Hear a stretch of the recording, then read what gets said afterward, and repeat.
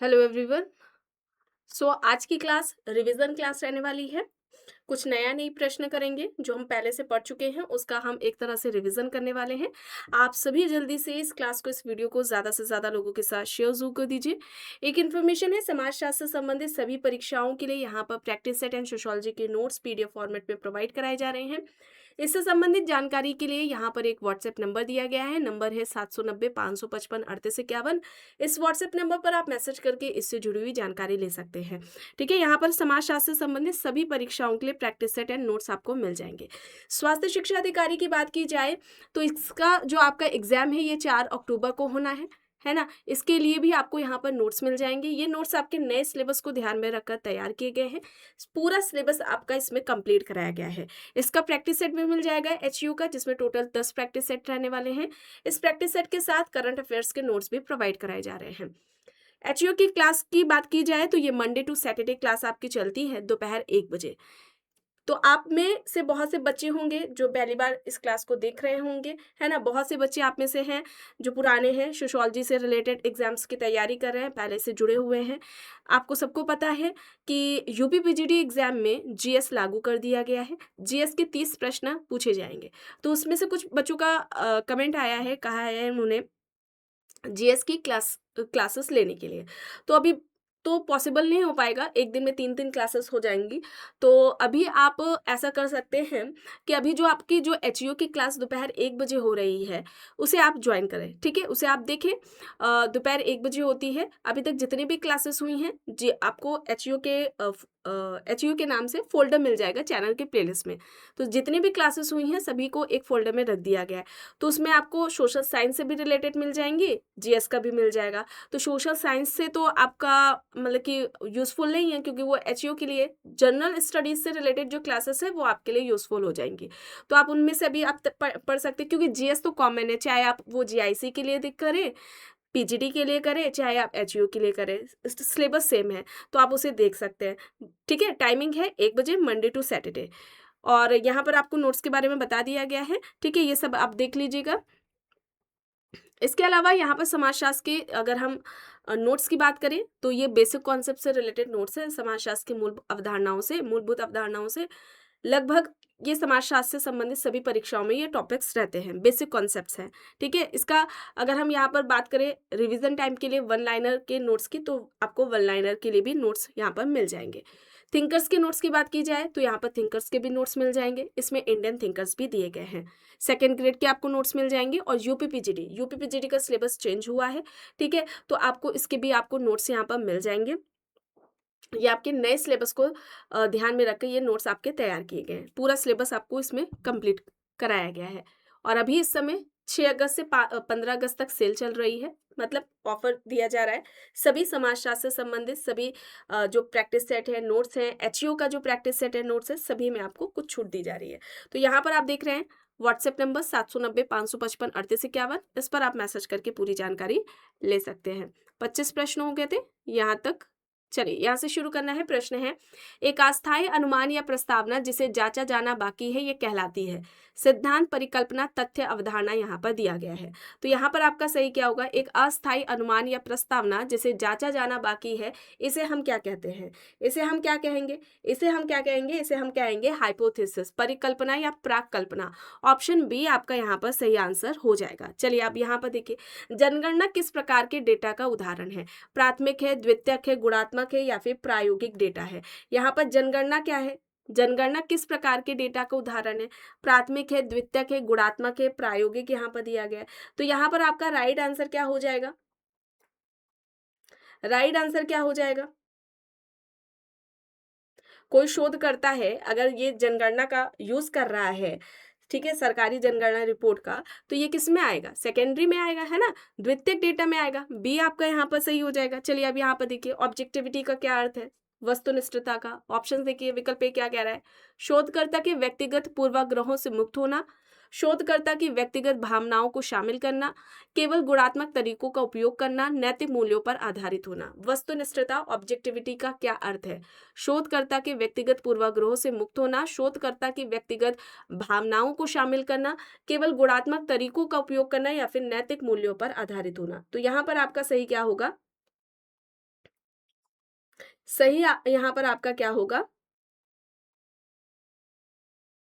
यहाँ पर शोधकर्ता के व्यक्तिगत पूर्वाग्रहों से मुक्त होना, ऑप्शन ए। ठीक है, ऑप्शन ए है, यानी फैक्ट्स को उसी रूप में देखना जैसे कि वे हैं।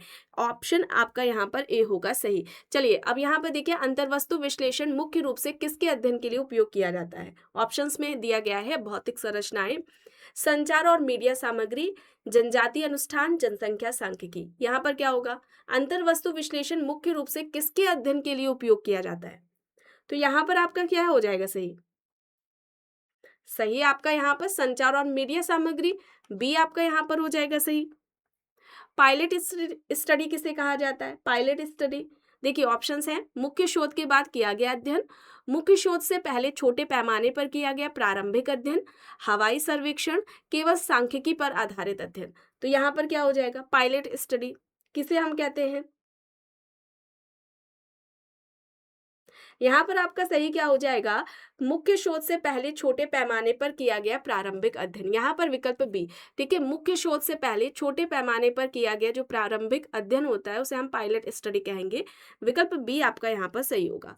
प्राथमिक समूह की अवधारणा किसके द्वारा दी गई है? प्राइमरी ग्रुप का जो कॉन्सेप्ट है ये किसके द्वारा दिया गया है? यहाँ पर आपका सही आंसर क्या हो जाएगा?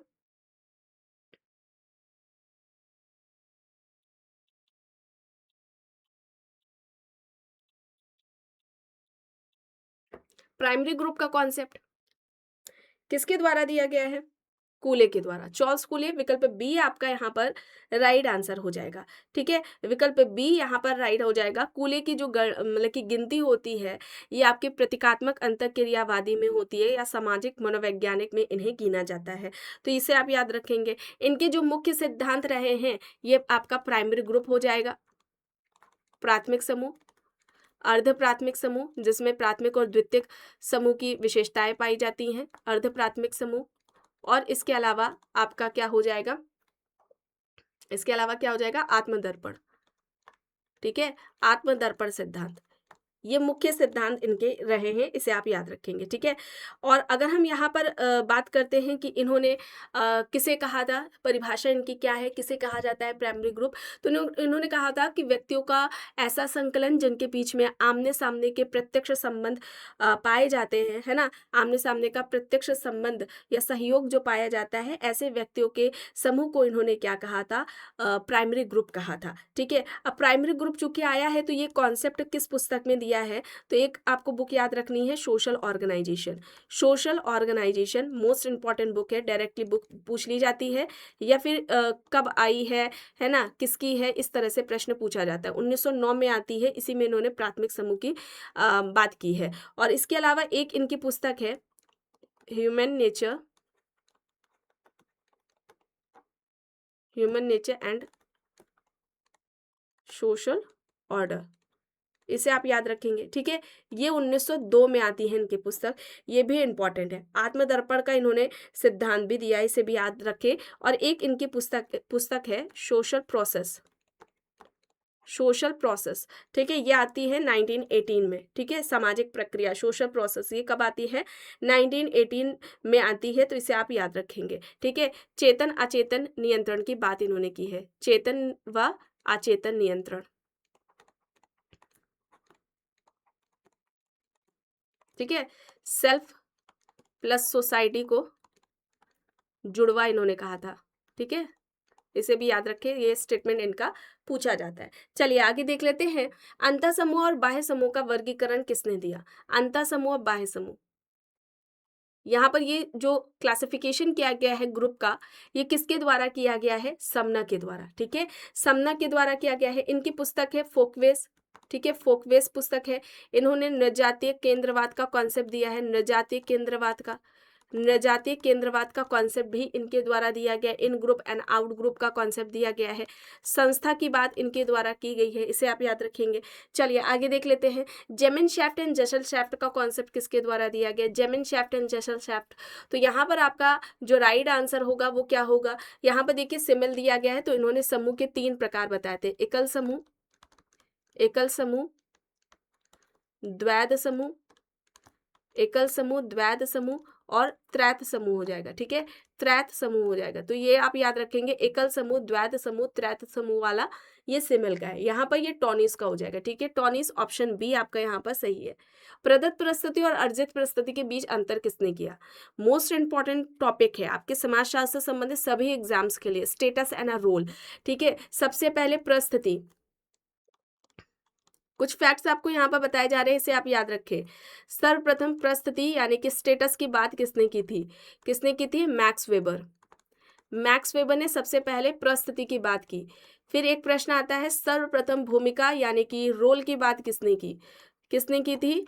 जॉर्ज हर्बर्ट मीड ने की थी। ठीक है, जॉर्ज हर्बर्ट मीड ने बात की थी। संयुक्त रूप से, है ना, प्रश्न पूछा जाए, संयुक्त रूप से या फिर व्यवस्थित, है ना, संयुक्त रूप से या फिर व्यवस्थित तरीके से, या फिर सर्वप्रथम, है ना, सर्वप्रथम प्रस्तुति व भूमिका की बात किसने की है? प्रस्तुति व भूमिका की बात। तब वहां पर आंसर क्या होगा? इसका आंसर क्या आएगा? Ralph Linton. अच्छा, रॉल्फ लिंटन ने, समझ रहे हैं ना, संयुक्त रूप से प्रस्तुति एवं भूमिका की बात किसने की? व्यवस्थित रूप से प्रस्तुति व भूमिका की बात की किसने की? या फिर सर्वप्रथम प्रस्तुति व भूमिका की बात किसने की? इस तरह से प्रश्न बनता है। तो यहाँ पर रॉल्फ लिंटन होगा। अब रॉल्फ लिंटन ने किस पुस्तक में की है? The study of man. ठीक है, द स्टडी ऑफ मैन इनकी पुस्तक है, जिसमें इन्होंने बात की है स्टेटस एंड रोल की। 1936 में ये इनकी पुस्तक आती है, इसे आप याद रखेंगे। प्रस्तुति के इन्होंने दो प्रकार बताए हैं, जो आप यहाँ पर देख रहे हैं प्रश्न में, प्रदत्त प्रस्तुति और अर्जित प्रस्तुति। प्रदत्त प्रस्तुति जो व्यक्ति को जन्म से प्राप्त होती है, जैसे कि आपका यहाँ पर कास्ट आ जाएगा, जेंडर आ जाएगा। और जो अगर हम यहाँ पर दूसरी की बात करते हैं, अर्जित प्रस्तुति, तो अर्जित प्रस्तुति की बात की जाए तो इसे व्यक्ति अपनी योग्यता कुशलता से प्राप्त कर रहा है, जैसे कि वो शिक्षक बन रहा है ना, पुलिस बन रहा है, डॉक्टर बन रहा है, ये सभी इसमें अर्जित में आ जाएंगे। अंतर किसने किया? तो भी आएगा रॉल्फ लिंटन। ये कौन, प्रदत्त प्रस्तुति, अर्जित प्रस्तुति, ये दो प्रकार किसने बताया? तब भी नाम आएगा इनका, रॉल्फ लिंटन का। ठीक है, तो यहाँ पर आपका जो सही आंसर होगा, ये विकल्प आपका ए हो जाएगा सही। चलिए आगे देख लेते हैं। प्रश्न है, निम्नलिखित में से कौन सा संस्कृति का हिस्सा नहीं है, संस्कृति का पार्ट नहीं है? भाषा, मूल्य, मानदंड, प्राकृतिक, भौगोलिक, पहाड़, तकनीकी यहाँ पर दिया गया है। तो कौन सा नहीं है? कल्चर का पार्ट नहीं है, इनमें से कौन सा नहीं होगा? तो यहाँ पर आपका सही क्या हो जाएगा? यहाँ पर राइट आंसर क्या हो जाएगा? यहाँ पर देखिए, भाषा, मूल्य, मानदंड, तकनीकी, ये सभी कल्चर में आएंगे, है ना। तकनीकी ये आपके आ जाएगी भौतिक संस्कृति में। यहाँ पर प्राकृतिक और जो भौगोलिक पहाड़ है ये नहीं आएगा, है ना, ये नेचुरली है। तो यहाँ पर ये आपका ऑप्शन सी हो जाएगा सही। चलिए अब यहाँ पर देखिए, सांस्कृतिक विलंबना का सिद्धांत किसने दिया? आप सभी जानते हैं सांस्कृतिक विलंबना का सिद्धांत किसने दिया? टाइलर क्या कहते हैं? संस्कृति जटिल समग्रता है, ये किसका कहना था? टाइलर का कहना था। यहाँ पर आपका सही होगा सांस्कृतिक विलंबता का ये जो कॉन्सेप्ट है, ये ऑगबन ने दिया। ऑगबन संस्कृति के दो प्रकार बताते हैं। ठीक है, ऑगबन ने संस्कृति के दो प्रकार बताए हैं, भौतिक संस्कृति और दूसरा आपका क्या हो जाएगा? अभौतिक संस्कृति। ठीक है, भौतिक संस्कृति और अभौतिक संस्कृति, ये आपका ये दो प्रकार जो बताए हैं इन्होंने, ऑगबन ने। सोशल इनके क्या है? सोशल चेंज, है ना, सोशल चेंज इनकी बुक है, 1922 में आती है ये, जिसमें इन्होंने सांस्कृतिक विलंबना का सिद्धांत दिया था। ठीक है, तो इसे आप याद रखेंगे। चलिए आगे देख लेते हैं। एथनोसेंट्रिज्म यानी कि स्वजाति केंद्रिता का अर्थ क्या है? देखिए विकल्प देखिए, पहला क्या कह रहा है? ऑप्शन ए, अन्य संस्कृतियों का सम्मान करना। बी कह रहा है अपनी संस्कृति को अन्य संस्कृतियों से श्रेष्ठ समझना। सी कह रहा है सभी संस्कृतियों को समान समझना। और डी कह रहा है संस्कृति विहीन होना। यहाँ पर क्या होगा? नजाति केंद्रवाद या हम स्वजाति केंद्रता किसे कहेंगे? किसका कॉन्सेप्ट है? समनर का।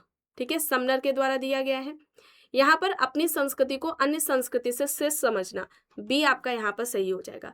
सभी संस्कृतियों को समान समझना, ये किसका है? इसे हम क्या कहेंगे? या आप आंसर करेंगे। ठीक है, चलिए आगे यहाँ पर देखिए, विवाह बीमार आत्माओं के लिए एक अस्पताल है, यह प्रसिद्ध कथन किसका है? यहाँ पर ऑप्शंस आप देख रहे हैं, कपाड़िया है, लूसी मेयर है, मार्टिन लूथर है, WHR रिवर्स यहाँ पर दिया गया है। सही आंसर यहाँ पर क्या हो जाएगा?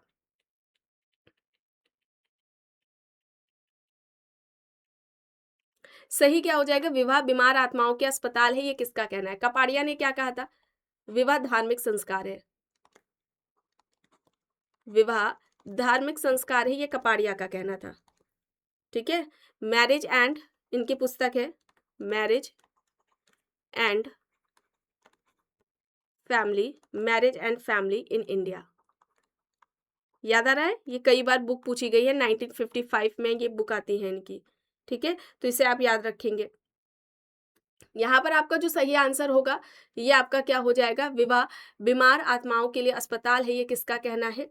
यहाँ पर आपका जो राइट आंसर होगा ये आपका क्या होगा बताएं, मार्टिन लूथर। ठीक है, आपका सी आंसर यहाँ पर आपका सही हो जाएगा। चलिए आगे देख लेते हैं। जब एक पुरुष एक से अधिक महिलाओं से विवाह करता है तो उसे हम क्या कहेंगे, बहुपति कहेंगे, बहुपत्नी, एक विवाह या फिर समूह विवाह। समूह विवाह का स्वरूप कहीं पर भी नहीं देखने को मिलता है समाज में।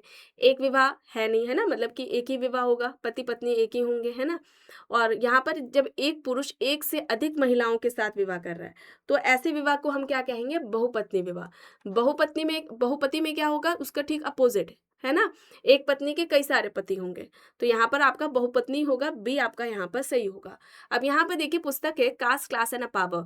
ऑप्शंस दिए गए हैं M N Srinivas, Andre Beteille, G S Ghurye, Dumont. यहाँ पर बताया कास्ट क्लास एंड पावर, ये किसकी पुस्तक है, कास्ट क्लास एंड पावर ये किसकी पुस्तक है, कास्ट क्लास एंड पावर ये किसकी हो जाएगी, ये आपकी जो पुस्तक है ये आंद्रे बेते के द्वारा लिखी गई है, आंद्रे बेते।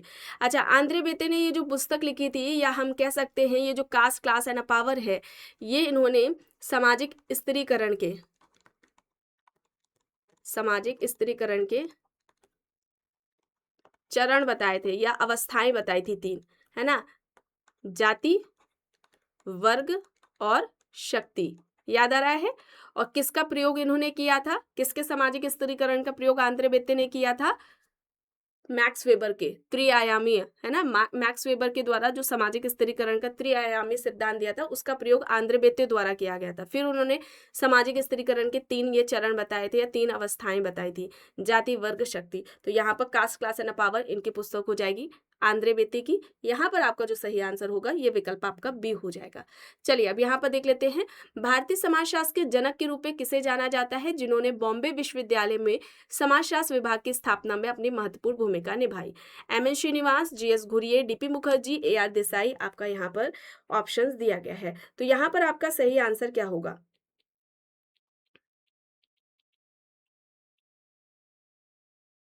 यहाँ पर आपका राइट आंसर क्या हो जाएगा,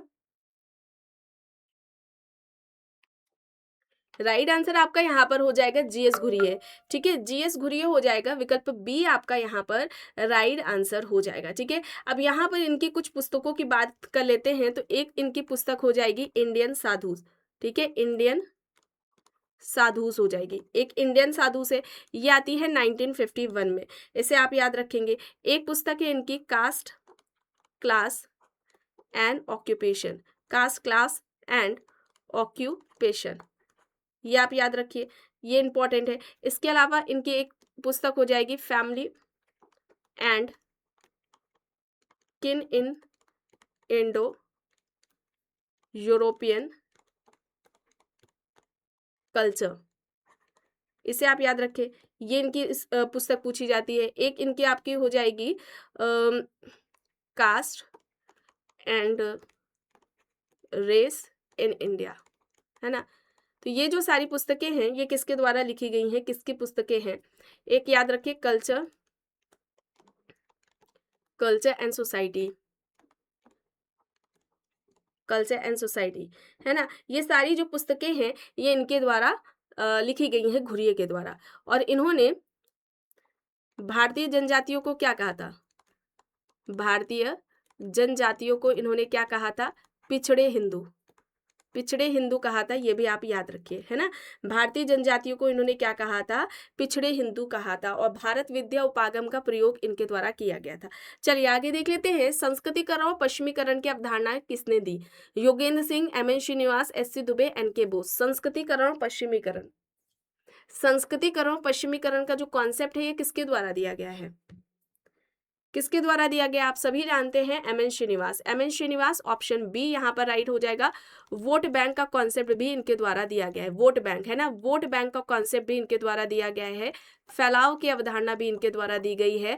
और इसके अलावा आधुनिकीकरण, ठीक है, आधुनिकीकरण का जो कॉन्सेप्ट है ये भी इनके द्वारा दिया गया है। धर्मनिरपेक्षीकरण, धर्मनिरपेक्षीकरण का कॉन्सेप्ट भी इनके द्वारा दिया गया है। तो इसे आप याद रखेंगे। प्रभुत्व जाति एक याद आया, प्रभुत्व जाति डोमिनेंट कास्ट वाला कॉन्सेप्ट भी इनके द्वारा दिया गया है। सारी अवधारणाएं इनके हैं जो आपको यहाँ पर बताई है श्रीनिवास के, ठीक है। चलिए, और ये सभी एग्जाम्स में पूछी जाती है। अब यहाँ पर देखिए, होमो हेरारिकस नामक पुस्तक किसने लिखी, जो भारतीय जाति व्यवस्था पर आधारित है, ठीक है। एक इनका स्टेटमेंट आता है, भारत जाति व्यवस्था पर आधारित समाज है, किसका कहना है, ड्यूमो का। ड्यूमो, ऑप्शन बी आपका यहाँ पर राइट आंसर हो जाएगा। चलिए, अब यहाँ पर देखिए, भारतीय समाज के अध्ययन के लिए द्वंदात्मक दृष्टिकोण का उपयोग किसने किया, द्वंदात्मक दृष्टिकोण का उपयोग किसने किया है भारतीय समाज के अध्ययन के लिए। घुरिये, ए आर देसाई और D P Mukherjee, M N Srinivas, Irawati Karve यहाँ पर हैं।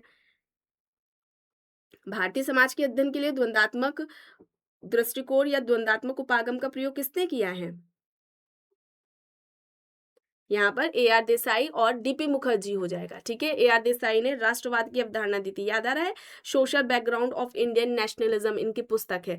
यहाँ पर क्या हो जाएगा, बुक भी पूछा जाता है और ये कॉन्सेप्ट भी इनका पूछ लिया जाता है, किसके द्वारा दिया गया। तो यहाँ पर ऑप्शन आपका बी हो जाएगा सही। चलिए, अब यहाँ पर देखिए, किनशिप ऑर्गेनाइजेशन इन इंडिया पुस्तक की लेखिका कौन है, लीला दुबे, इरावती कार्वे, नीरा देसाई, शर्मिला रेगे यहाँ पर दिया गया है। सही आंसर यहाँ पर क्या हो जाएगा, सही आंसर यहाँ पर क्या हो जाएगा,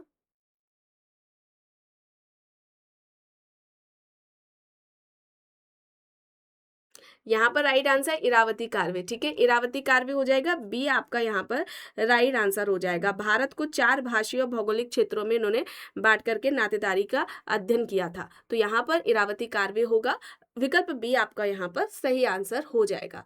प्रश्न है, caste in modern India and other essays किसके द्वारा लिखी गई, Ghurye, Srinivas, B R Ambedkar, Andre Beteille, यहाँ पर ऑप्शंस हैं। Caste in modern India and other essays ये किसकी पुस्तक हो जाएगी,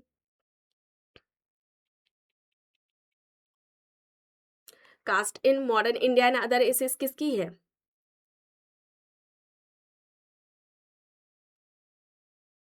और ये कब आती है, 1962 में आती है, इसे आप याद रखें।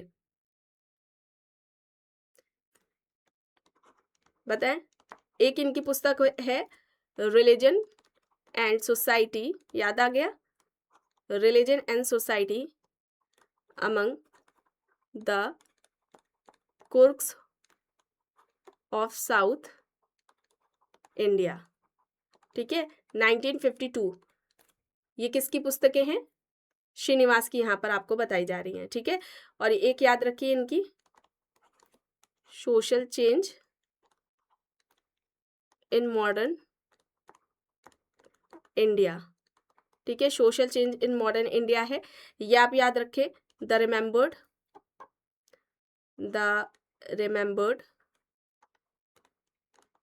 रिमेम्बर्ड विलेज है, एक सेकेंड,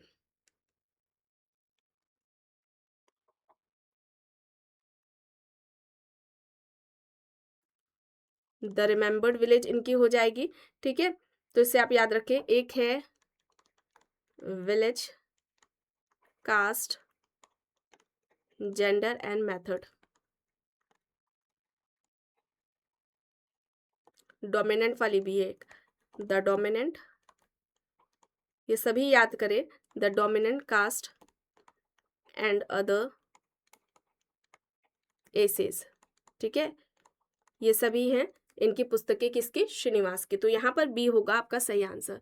प्रश्न है, एलिनेशन ऑफ कास्ट किसकी है, ये किसके द्वारा लिखी गई है, ये किसकी हो जाएगी, अंबेडकर जी की, ठीक है, बी आपका यहाँ पर सही हो जाएगा। यूनिवर्सलाइजेशन यानी कि सार्वभौमिकरण की बात हो रही है और यहाँ पर स्थानीकरण की बात हो रही है, ये अवधारणाएं किसके द्वारा दी गई हैं,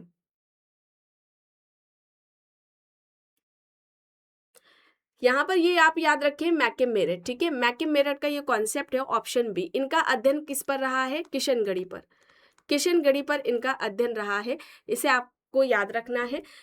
यहाँ पर शामीर पेट पर अध्ययन किसका रहा है, दुबे का रहा है।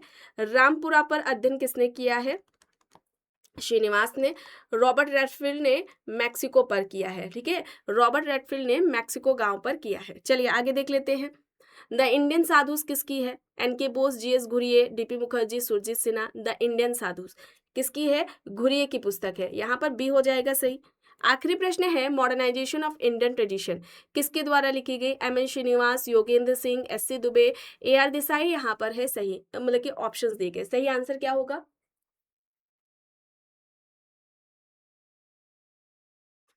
एम.एन. श्रीनिवास ने संस्कृतिकरण की अवधारणा दी थी। ठीक है, संस्कृतिकरण की अवधारणा दी थी। योगेंद्र सिंह ने संस्कृतिकरण को क्या कहा था? विचारधारा ग्रहण करने की प्रक्रिया, है ना? विचारधारा ग्रहण करने की प्रक्रिया कहा था संस्कृतिकरण को किसने? योगेंद्र सिंह ने। यहाँ पर योगेंद्र सिंह होगा, विकल्प बी आपका यहाँ पर राइट आंसर हो जाएगा। तो आज की इस क्लास में बस इतना ही। आई होप ये क्लास आपको पसंद आई होगी। अगर पसंद आई है तो प्लीज़ लाइक करिएगा, कमेंट करके ज़रूर बताइएगा। चैनल पर अगर आप नए हैं तो चैनल को भी ज़रूर सब्सक्राइब कर लीजिएगा एंड इस वीडियो को जितना हो सके ज़्यादा से ज़्यादा लोगों के साथ शेयर भी ज़रूर करिएगा।